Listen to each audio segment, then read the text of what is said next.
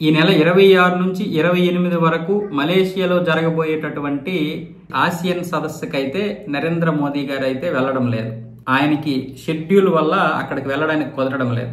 Malaysia వెళ్ళడానికి కుదరడం లేదు. కాంబోడియా కూడా ఆయన పర్యటన అయితే వాయిదా పడింది.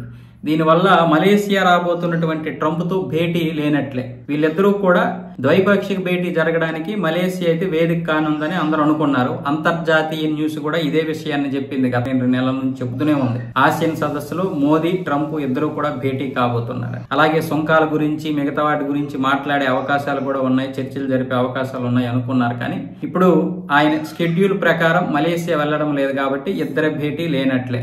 మలేషియా వెళ్లలేనందుకు ఇప్పుడైతే నరేంద్ర మోదీ గారు అయితే ఆ దేశ ప్రధాని అన్వర్ ఇబ్రహీంతో మాట్లాడడం జరిగింది. ఈ యొక్క సభ కూడా విజయవంతం కావాలని చెప్పారు. అలాగే వర్చువల్ గా హాజరవుతారు నరేంద్ర మోదీ ఈ సభకి. ప్రస్తుతానికైతే మొత్తం 10 దేశాలు ఎన్ని ఉన్నాయి ఈ ఆసియన్ సదస్సులో. ట్రంప్ తో పాటు నరేంద్ర మోదీ గారు అలాగే మరికొంతమంది నేతలు కూడా ఇక్కడికి వస్తారు అనుకున్నారు. నరేంద్ర మోదీ అయితే ఇప్పుడు వెళ్లడం లేదని తన ఎక్స్ వేదికగా ధృవీకరించడం జరిగింది.